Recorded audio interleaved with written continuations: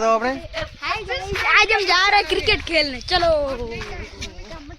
शू थयो भाई? हम जा रहे हैं क्रिकेट खेलने। आ पैसा नो जुगाड़ करी रह्यो है? जुगाड़ करी रह्यो गाइस, हम जा रहे हैं आज क्रिकेट खेलने। और चलो पिच दिखाते हैं हमारे, हम दिखाएंगे आपको हमारी पिच दिखाते हैं। चलो, 1 रुपया भी नहीं खर्च शू फ्री में पिच बना डाली। तो बनी जो हमने एक पिच बनाई है, चलो हम खेलने जाते हैं। चलो, बनाई क्यों है? हमने हमारे खेतर में बनाई है। आता ये रही हमारी पिच। देखो बहुत लंबी है और मैदान भी बहुत अच्छा है। यहाँ पे बहुत सारी चॉकलेटें पड़ी हुई है। देखो ये रही चॉकलेट। हमें करना नहीं चाहिए चॉकलेट।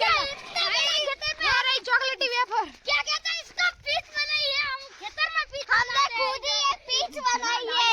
अच्छी लगी तो वीडियो को लाइक और शेयर करिए। हम खेतर में रमते हैं, हमारी ये पिच है।